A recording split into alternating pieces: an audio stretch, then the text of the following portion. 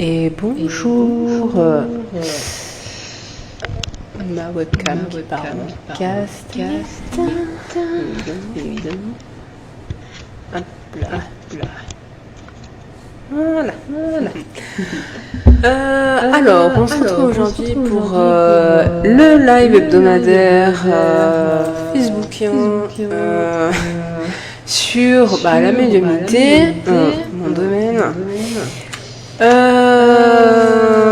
Alors, on a parlé sur les autres lives précédents, alors la médiumnité en général, ce que c'est, etc. Les manifestations à effet physique. Maintenant, on va parler des manifestations à effet intellectuel, mais aussi quelle est la finalité de la médiumnité, et je vous en ferai une petite conclusion personnelle aussi à la fin. Alors, les manifestations à effet intellectuel, déjà c'est quoi? Ce sont des manifestations qui se produisent chez le médium par rapport aux esprits qui font auprès de leur présence. Donc, il y en a 4 grands groupes. Évidemment, je ne vais pas citer les nombreuses possibilités qu'il y a comme médiumnité, puisqu'il y en a à foison. Vraiment à foison. Il y en a plus de 200, 300 variétés de médiumnité, donc il est impossible de tous les noter. Voilà, c'est pour ça qu'il est très compliqué de développer sa bonne médiumnité. Donc, on va commencer. Alors, quelles sont ces manifestations? Nous avons l'intuition, la voyance, clairvoyance, la vision mentale, l'audition qui conduit à la psychophonie et l'écriture qui conduit à la psychographie.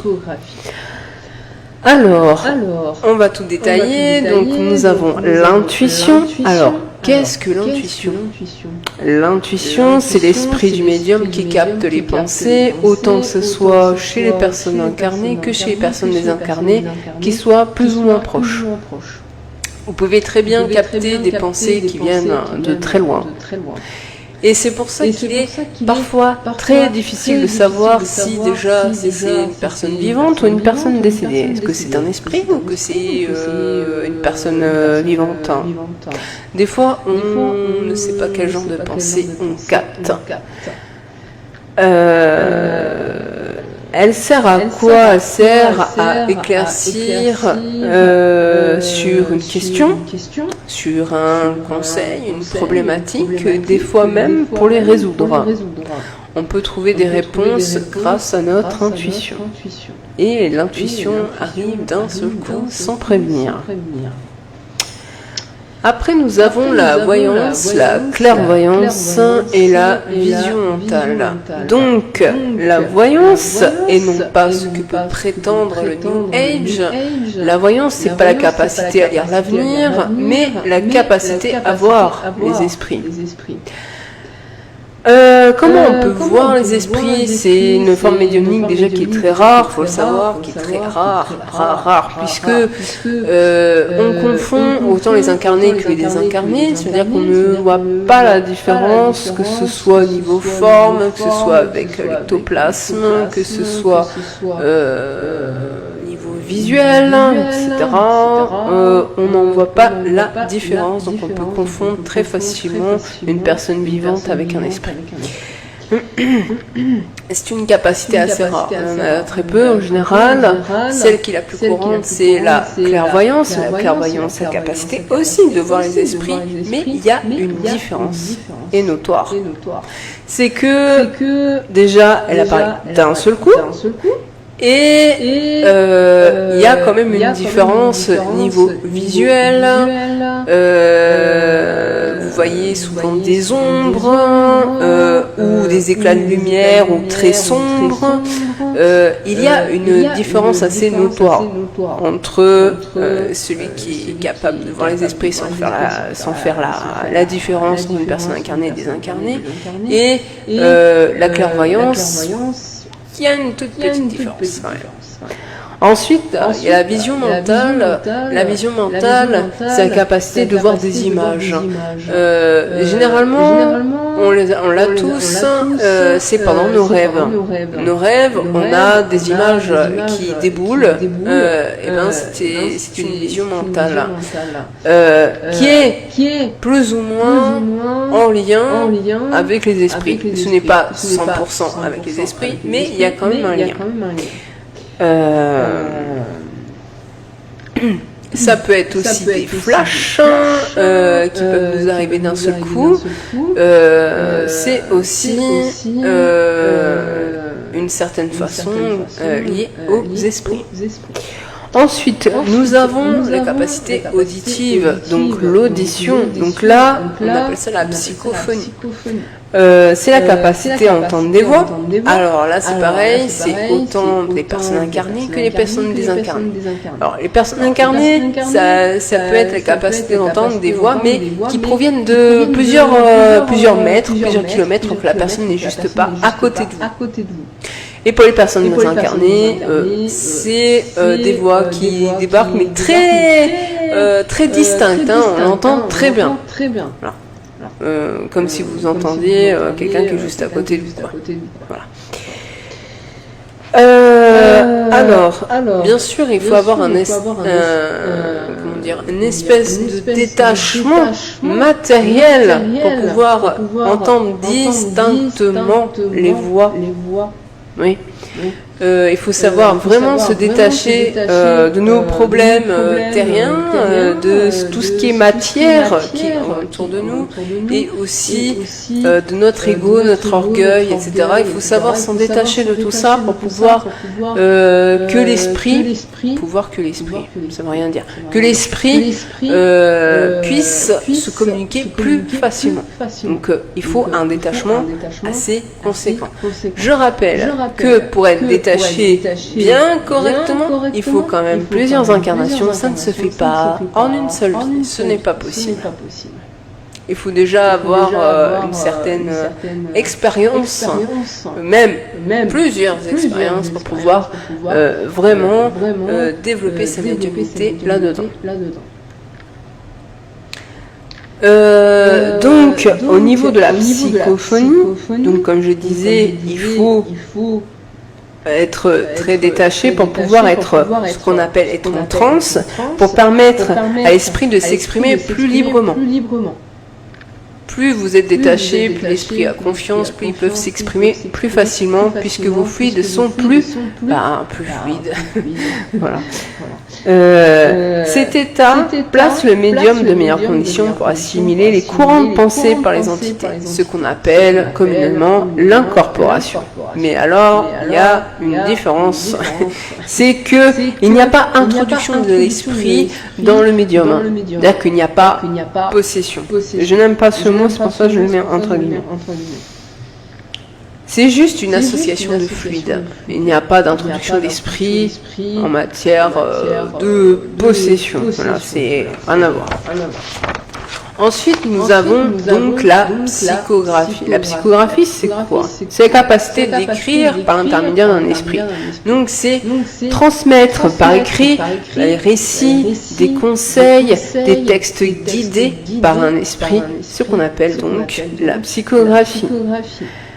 Donc, il y a plusieurs techniques ici. Bon, on ne va pas rentrer trop dans les détails parce qu'il y en a beaucoup aussi. Donc, il y a mécanique, semi-mécanique, automatique, semi-automatique. Il y a énormément de façons de la psychographie. Ah, c'est pour vous dire qu'il y a énormément de médiumnité, c'est pour ça que des fois je tique quand je vois des formations de médium. Vraiment vous êtes à l'ouest, vraiment. Voilà. Donc le médium le plus souvent participe à l'écriture et comme pour l'incorporation, plus son détachement est important, plus l'esprit peut s'exprimer plus librement. Alors là c'est pareil, il faut savoir se détacher pour pouvoir avoir des textes plus fluides, etc. En général on participe à l'écriture. Pour mon cas c'est ce que je fais. L'esprit peut écrire, mais je vérifie quand même que les phrases soient compréhensibles, parce que sinon c'est un peu le fouillis. Comme je disais, il faut plusieurs incarnations pour pouvoir se développer correctement. Voilà. Donc il y a la semi-automatique, automatique, mécanique, semi-mécanique, automatique instantanée. Il y a quand même plusieurs différences.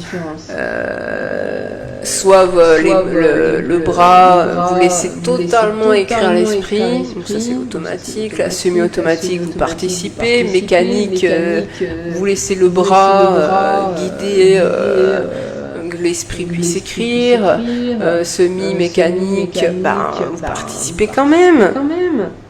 Mais grâce au bras, après vous laissez l'esprit écrire à votre place et contrôler votre corps. Il y a ça aussi. Alors, bien sûr, faites attention. Parce que vous ne savez pas à qui vous avez affaire, surtout quand vous commencez, que vous ne connaissez rien l'au-delà. Vraiment, là, c'est vraiment une prévention, parce que après vous allez vous retrouver avec des esprits qui sont néfastes, avec des esprits qui sont mauvais parfois. Ça va être des gens du bas astral, des gens qui vont être vraiment mauvais. N'oubliez jamais que l'au-delà n'est juste la représentation de l'être humain qui est là aujourd'hui. Donc il y a des bons, des mauvais, des plus cons, des imbéciles, des meurtriers, tout ce que vous voulez. N'oubliez jamais ça. Voilà. Donc, on va finir par qu'est-ce que peut apporter la médiumnité, quelle est donc sa finalité. Donc, elle permet par l'apprentissage des réciproques entre les personnes incarnées et aussi avec les personnes désincarnées. C'est-à-dire qu'on aide autant son prochain, on aide aussi les personnes qui sont décédées à retrouver une certaine sérénité et puis se passer de l'autre côté dans meilleures circonstances. On aussi, on permet aussi aux incarnés de se préparer un certain deuil, permettre aussi de moins s'angoisser quand quelqu'un décède, aussi de se préparer au deuil bien avant que la mort survienne, et préparer aussi à sa mort, puisque nous ne sommes pas éternels, et aussi de permettre aussi de, comment dire, briser les tabous sur la mort. Il y a encore de nos jours, surtout dans notre culture occidentale, il y a énormément de tabous sur la mort. Voilà. Donc, elle permet donc de donner et transmettre les connaissances. Alors ça, c'est primordial. Que les gens vous écoutent ou ne vous écoutent pas, il est primordial de transmettre ces connaissances, même si il y a beaucoup de haine quand on transmet nos connaissances, même s'il y a des insultes, etc. Il ne faut pas prendre en compte. Les humains sont ignorants, donc il faut les éduquer. Voilà.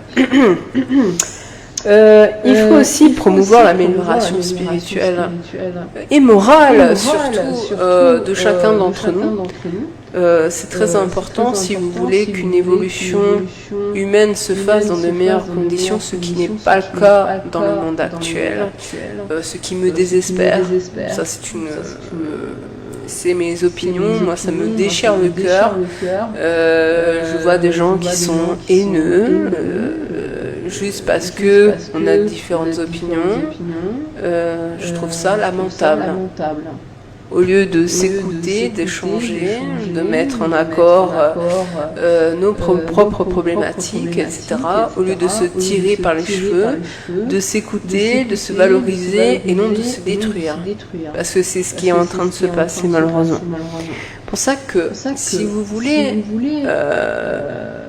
évoluer en tant que médium, là je parle beaucoup à mes congénères qui sont dans ce domaine-là, il faut absolument que vous ayez un grand détachement par rapport au monde actuel, de ce qui se passe, avoir aussi un détachement avec ceux que vous connaissez, et oui, parce qu'on est toujours déçu par ceux qu'on connaît, c'est les premiers, ayez un énorme détachement.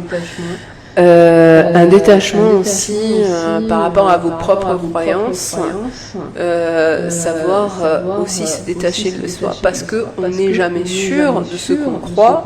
Nos croyances peuvent évoluer avec le temps, en même temps que l'évolution humaine.